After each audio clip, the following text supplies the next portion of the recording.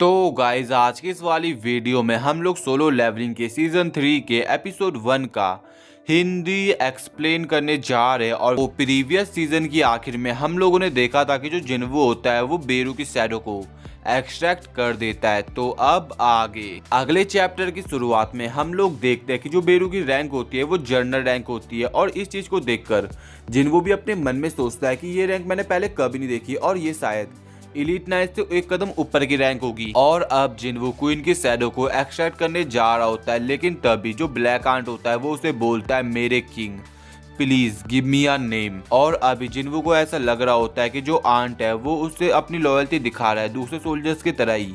और फिर जिन्वो उसे कहता है वैसे तुम कब से बोलने में कैपेबल हो। तो वो आंट जवाब देता है हमेशा से ही। और ये चीज ना अपने जिन्वो के लिए भी सरप्राइजिंग होती है। और फिर बंदा एक नतीजे में आता है कि जो हाई रैंक मतलब सोल्जर्स होते हैं वो बोलने की एबिलिटीज को गेन कर सकते हैं। और अब जिन्वो ब्लैक आंट को बोलता है कि मैं वो इंसान हूँ जिसने तुम्हें मारा है और क्या तुम अभी भी मेरी लीड को फॉलो करना चाहते हो। तो ब्लैक आंट जवाब देता है मैं आपके हाथों नहीं मरा हूँ, मैं आपकी पावर्स के थ्रू दोबारा रिबॉर्न हुआ हूँ मास्टर। और यहाँ पर ना जो वो आंट होता है वो अच्छे से जिन्वो को मस्का लगा रहा होता है। और अब बंदा आखिर में जिन्वो से उसका नाम मांगता है। और फिर जिन्वो सोच रहा होता है कि उसे उसका क्या नाम रखना चाहिए, लेकिन तभी अचानक से उसे उस राइटर का नाम याद आता है जिसने एक नॉवल लिखी थी जिसका टाइटल था द आंट्स। और आखिर में जिन्वो उस ब्लैक आंट को बोलता है तुम्हारा नाम अब से बेरू है। और अब जो बेरू होता है ना वो अपने नाम के लिए जिन्वो को शुक्रिया बोलता है। और इसके बाद अब जिन्वो जाता है क्वीन के पास जहाँ पर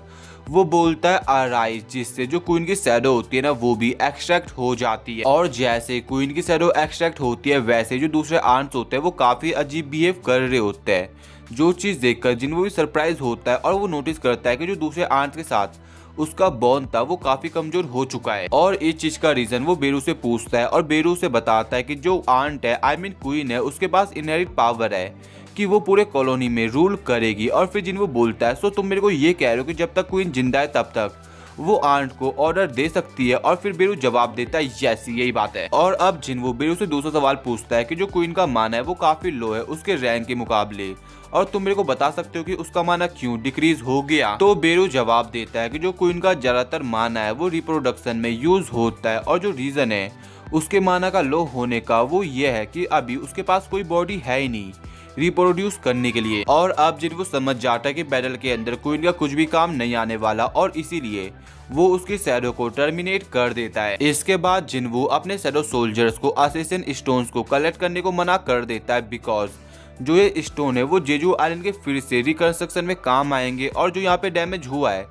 उसको कंपनसेट करने के काम आएंगे। और ये सुनकर ना काफी सारे जो सोल्जर्स होते हैं वो खुश हो जाते हैं बिकॉज काम से छुट्टी मिल गई है उन्हें। और अभी जिन्वो अपने मन में सोच रहा होता है कि जो रिमेनिंग आंट्स है वो उनसे कैसे डील करे, क्या जो उसके पास ट्रूप्स है उससे वो क्या उन सभी आंट्स को हरा सकता है। और फिर वो बेरू को बोलता है हमने अपना बेस्ट ट्राई दिया लेकिन फिर बेरू शायद से बोलता है मास्टर मैं फील कर पा रहा हूँ कि जो हमारे एनिमीज है उन्हें काफी मुश्किलें हो रही है आसमान में नेविगेट करने में, क्योंकि उनके पास कोई लीडर है ही नहीं और वो लोग इनकैपेबल है अपने फॉर्मेशन को मेंटेन करने में, क्योंकि कंफ्यूजन के कारण जो उनका फॉर्मेशन है वो टूट रहा है। और अब जिन्वो बेरू से पूछता है क्या तुम उन सभी रिमेनिंग आंट्स को वाइप आउट कर सकते हो। और फिर बेरू बड़े चौड़ में जवाब देता है अगर आप मेरे को ऑर्डर दे तो क्यों नहीं मास्टर।